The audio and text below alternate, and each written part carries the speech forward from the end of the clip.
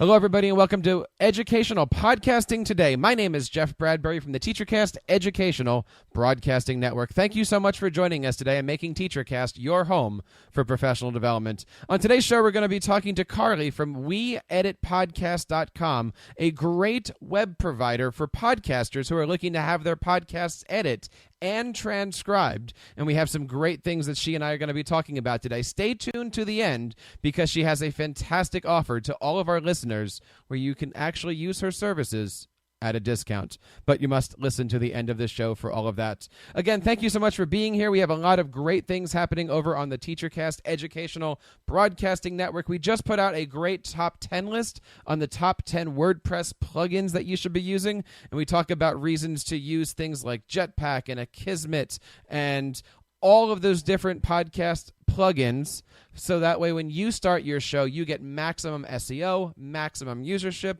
and of course, maximum viewers and downloads to your show. Of course, we're doing our brand new top 10 list every single Sunday. Check those out over on teachercast.tv and teachercast.net. There's, of course, a brand new Tech Educator podcast every single Sunday at 7 o'clock. We just talked about Google Spaces on the latest episode of the Tech Educator podcast. What are Google Spaces, you ask? Google Spaces is the new community tool for anybody, and it's a great place for you to put a group of people together and share concepts, ideas, questions, media, Google Drive photos.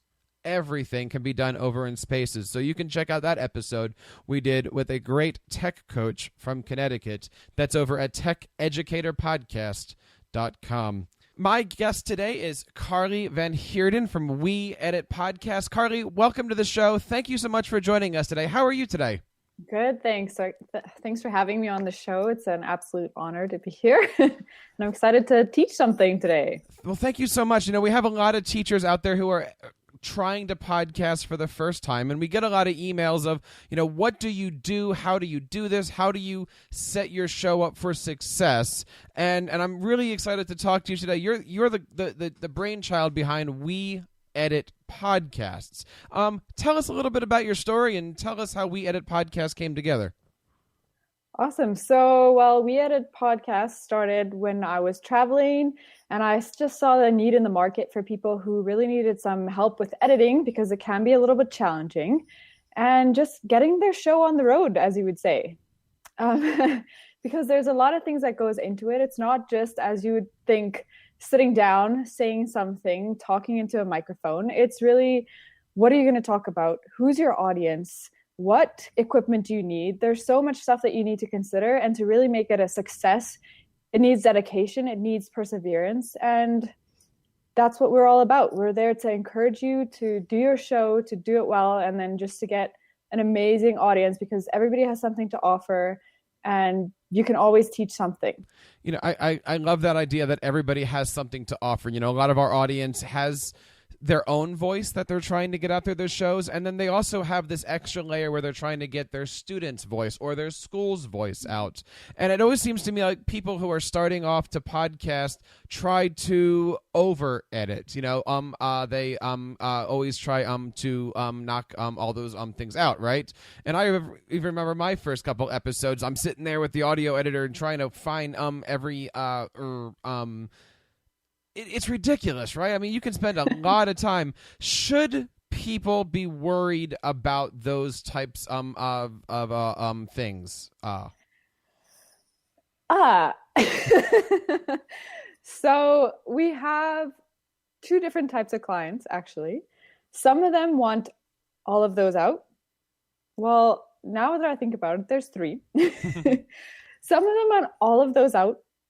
Some of them want the natural, au naturel, everything. And then some just want us to clean it up so that it flows. It's still natural. There's a few ums and ahs because, I mean, that's speech. That's how we do it. So it depends on the person. To us, we love the natural. We love the clean, but we love the natural. Because if you take out everything, you can hear it. You can hear the pauses between all the ums and the ahs that you're cutting out. And it takes, yes, like you say, so much more time to edit, where really people just want the content. That's what it's about. And it's about the content. I couldn't agree more. You know, people want to hear the message, They want to be told a story. They want to be entertained. And I think really when it comes to new podcasters, especially in this kind of realm, not talking students at the moment, but in this kind of an environment, it really is just a matter of getting comfortable with yourself. I mean, I often when I do my podcasting consulting, I say, look, take your first 100 episodes. They're not going to be as good as your second 100 episodes. Your editing time is going to be getting less and less. The more comfortable you do, the more you're able to prepare a guest. What type of advice would you send to a podcaster who is starting out and maybe is worried about their editing or creating a good show from day one? So from day one, you have to be able to believe in what you're telling people, what your message is. Because if you don't believe in it, then how are you going to convince other people to listen to what you have to say? And what you have to say is important. So I think that's where you have to start. And other than that, really put out your feelers to your audience. Find out what are they struggling with. Because if you can solve a problem for somebody, then there's no doubt that you're going to be successful, because someone's always going to be turning to you to find out how you're doing it. And if you take them through the journey, that's all they really need. I love your philosophy on all of this stuff, because as somebody who is working with hundreds, thousands of podcasts, trying to put them together, and every podcaster wants something different. Every show has different needs. Maybe you're working with a podcaster with several shows, each with different needs. It really does come down to what does a podcast have to be entertaining.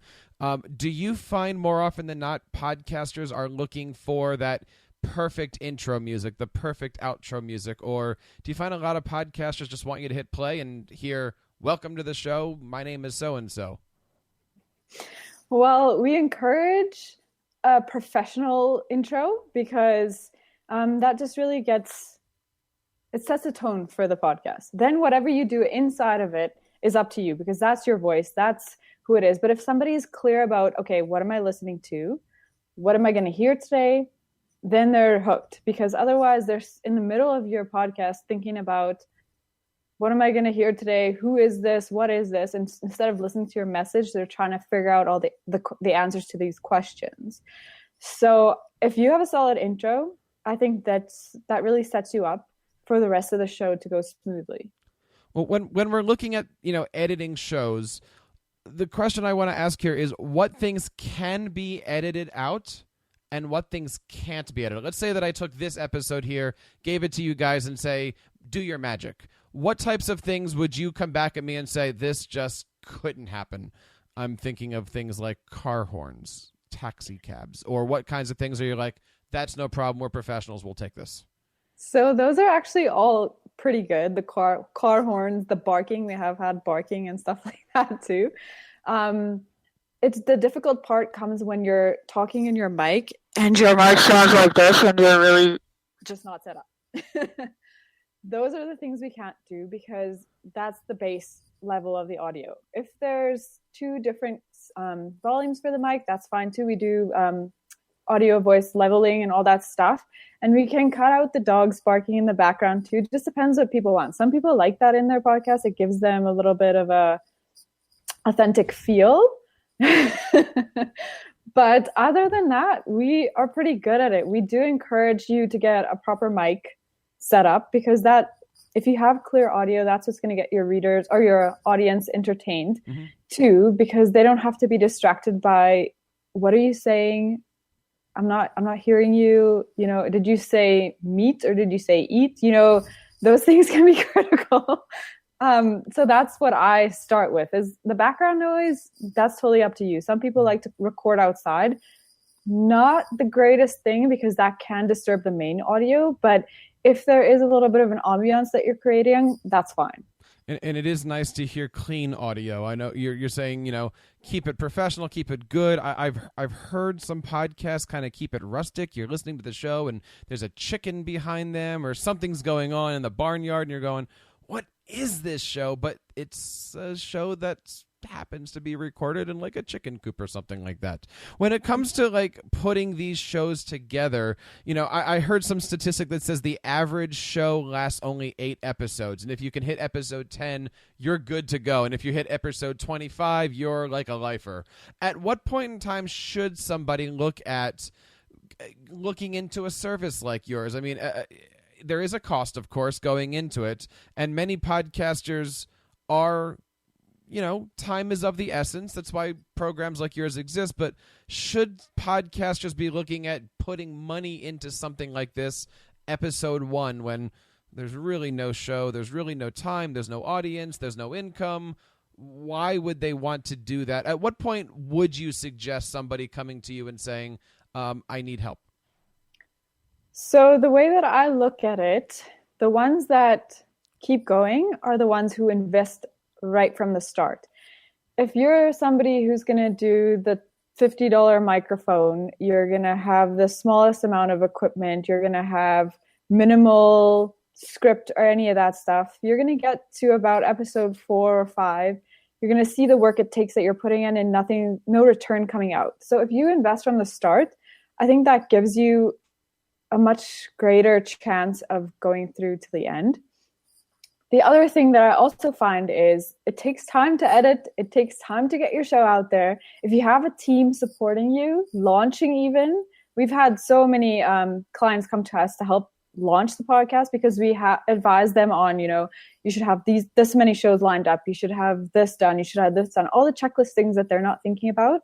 And then by the end, they haven't spent all this time editing, and then they're not kind of looking up, or I guess, how could you say it? The looming of the next episode isn't distracting them from continuing. It's not like a barrier for them because they know, they can hand off their stuff to us and it'll be taken care of. When you're looking at a show or when you're working with a podcaster, how often do you suggest they put a show out? Clearly, some shows are monthly, some shows are weekly, some shows are, I'm going to put a season out. What's your advice on how often should a show come out or be on a schedule? So the more shows you have, obviously the more downloads you have. And with content, it's traction. So if you're putting out one every week, your audience can expect something every week and they're tuning in. If you're putting in once a month, there are a few weeks in there that they can forget about you. They can forget about what you said in the last show. They can forget about even what the podcast's about. So we have some clients that start out actually doing one a day podcasts. So that's quite intense, and it does take a lot of commitment and a lot of work to do that. So I don't suggest that if you're not totally into this, but if that's something that you really want to do, you're going to hit downloads like crazy because you've got the content coming out every single day. I've seen them do that and then scale back down to just Monday to Friday and then eventually three times a week. But if you're starting out once a week, I think that's incredible already.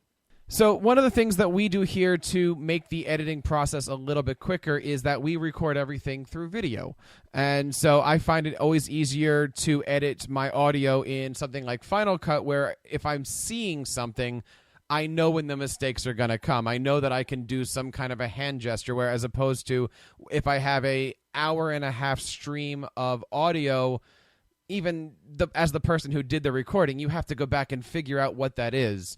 What advice do you have for somebody who is looking for your service and wants to make sure that they're either packaging it the right way for you or setting it up for you? How do you like to have your customers, your podcasters, provide the content for you? So for us, the best is if they actually do have timestamp notes from where their mistakes were, specific parts that they like to cut out. And even if they just give us a little signal, stop the podcast, or not stop the podcast, but in the middle, if you screw up or something, say, cut, please edit this part. And then you just go again. So that's what we advise for them. I know that does take time to go through it again, but our editors typically go through the entire episode to make sure that they've got everything covered in case you miss something. And then obviously we have quality control at the end, listening through the entire episodes again. And if we have transcriptions with those episodes, they read through everything, make sure that you've said the right episode number, you've said the right information that you're providing. So for us, it helps when you can give us the timestamps of things to cut, but our editors all go through everything. So we make it easier for you in the end. Now, you had also mentioned in there transcriptions, which many people believe is one of the best things you can do for your podcast. Obviously, Google does a lot, but Google doesn't listen. So transcriptions is clearly a way to put more words on your blog post. Is that really the key behind it, or is there other reasons to have that transcription handy? Oh, yeah. So we actually have a blog out on our website, so weeditpodcast.com, reasons why to have transcriptions. And so some of those include, like you said, to get the words on your site and get the SEO optimization. And we've actually had clients sign up just for a trial to test it out for a period of time to see if it actually does make a difference. And it's been great. The other thing that we suggest for transcriptions is for people to read along as they listen to the episodes. So like you said, if you have an hour and a half content, there's a lot of stuff to work through. Whereas if you're reading, you can quickly scan and find exactly where and when they're talking about something, especially links. I know those are mentioned in the show notes usually, but it's just a more concrete way of doing it. And then the other tip that I give, it's a great way if you want to use it and repurpose the content. If you, for example, make an ebook out of something, if you ask 10 financial experts the same question, then you've got 10 different opinions on that same question that you can combine into something that you can give away for free to your audience or sell it in the end. Write a book, do something with it. The idea of repurposing your content is very important. I mean, we do a lot of that here where we'll work with somebody and we'll do a full podcast and then we'll say to the company, like, hey, why don't you write us a guest blog? And then we'll repurpose the podcasting audio onto the guest blog. So you kind of get that double dip on things. And obviously there it saves time. It's easier. SEO is good. Your Google juice and link backs and all that other good stuff is there.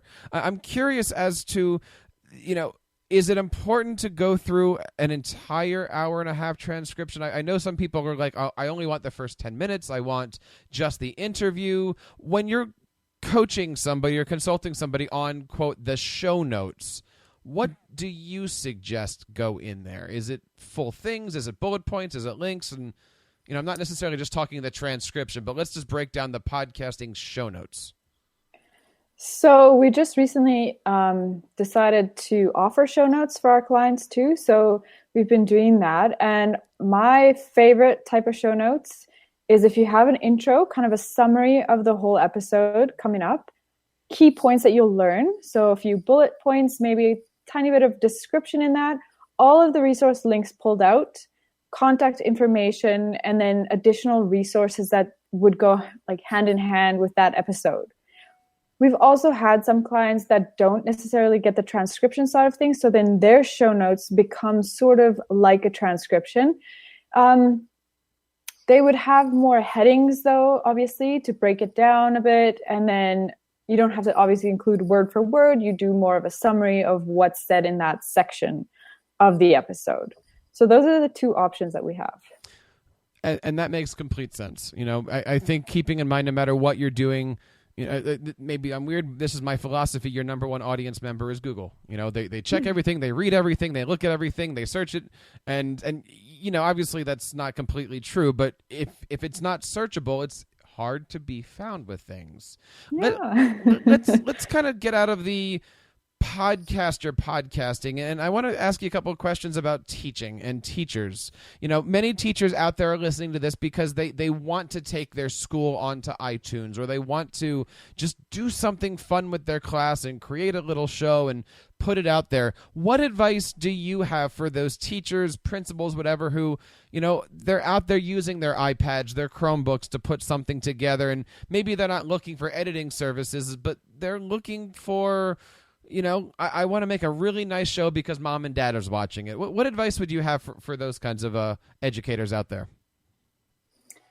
If you are just looking to show mom and dad, they're going to be happy with anything. But I do find that if you're doing video, make sure that it's got good lighting. Because if you can see the person, it's not like in your basement somewhere.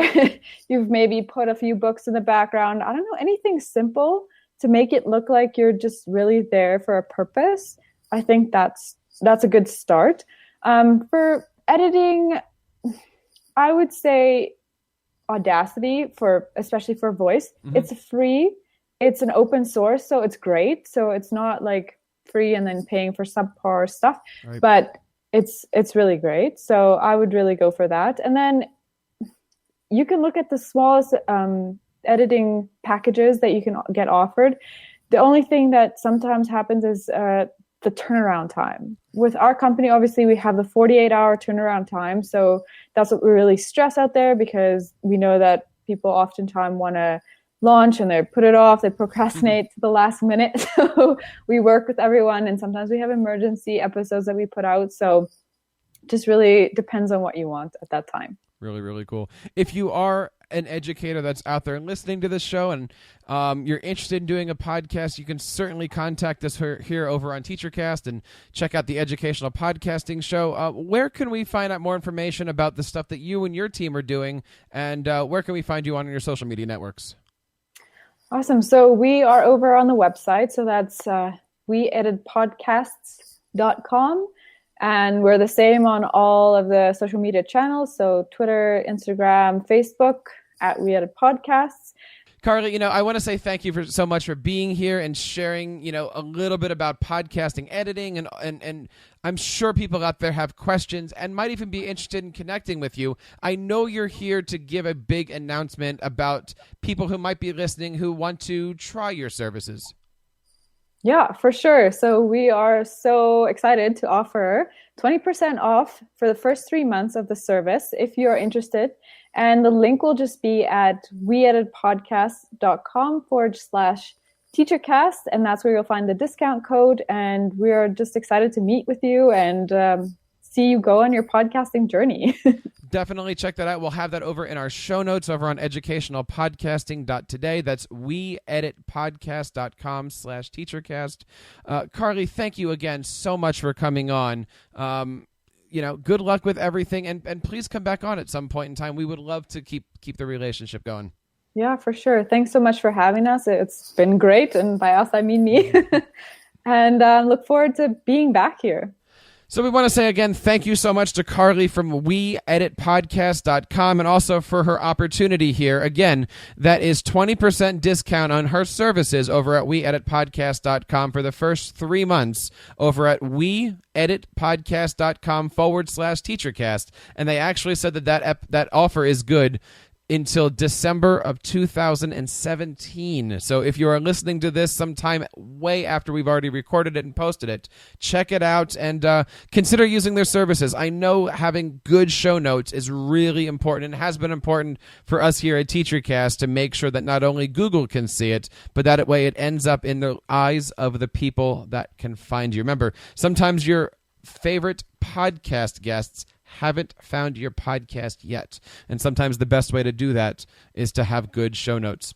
Again, last episode, we talked all about the brand new TeacherCast website and all the great things that has been happening since it. So I want to give one big last thank you and shout out to everybody who has been checking out the brand new site.